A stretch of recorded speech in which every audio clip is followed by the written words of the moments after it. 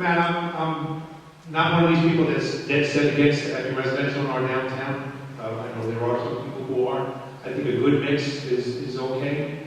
But this project just violates so many things that we said we wouldn't do. We commissioned a downtown urbanization study or revitalization study.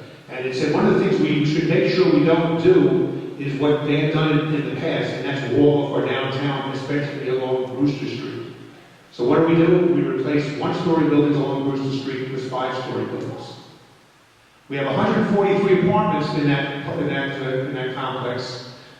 We were told that the developer was negotiating some kind of an agreement with New York Tech. We don't know if that was ever negotiated. We don't know how long it's going to be, and we don't know how many units it's going to take because the unit hasn't been negotiated.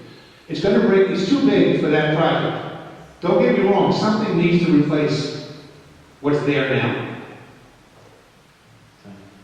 1 minute for me, so. It's actually not built yet. I don't think the finance is in place yet. It's 142 units, but 75, I think 75 will be medical students. These are undergrads. These are seriously minded students who go to NYIT osteopath school, which is over here in Brookville. And there may be some untenured faculty there, so the impact towards children will be minimal.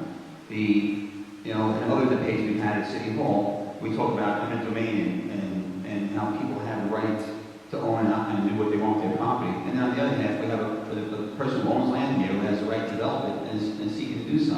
You can't have it both ways. One time you're against eminent domain or restricting people's rights, and then you have a person here who's invested in this community for over 35 years, a respected family, and they want to develop basically what's an empty eyesore downtown. It will bring a lot of vitality downtown. It will bring energy, young people.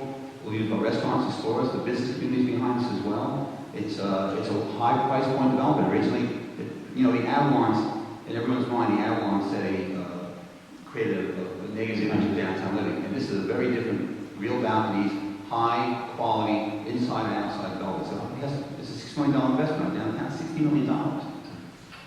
Right, just talking about eminent domain now that they brought up. I would begrudge Councilman DeLeo the fact that he owns a building right in the middle of that because he bought it well before this project was on the books of contemplated. But the fact is he does. He hasn't sold that property, and there are other properties there in the middle of the piazza that prohibit it from actually being the piazza. But I had a public meeting at a planning board meeting on this project. There was an adjoining property owner who's right in the middle of the project, almost right next to Mr. DeLeo, who said the mayor threatened to take his property by eminent domain if he didn't give it to the developer, sell it to the developer. I wonder if he made that same threat to Mr. DeLeo.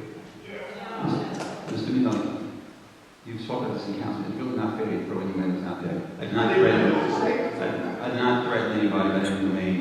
And there were 4 owners down there. One has to be Mr. Mattillo's aunt, that's behind Mr. DeLeo's building. The other one is I don't know his name, he's a Turkish real estate investor, and he has a lot of properties both here and overseas. And the other person is Mr. Bob Storr, who owns the, I think it's Allstate insurance company. So these buildings can coexist there. The fact that they're there shows that when Mr. Mattillo's father built this original village square, that they weren't eminent domain thrown out. They can coexist there. The square will be 3 times bigger, 2 to 3 times bigger than it is today.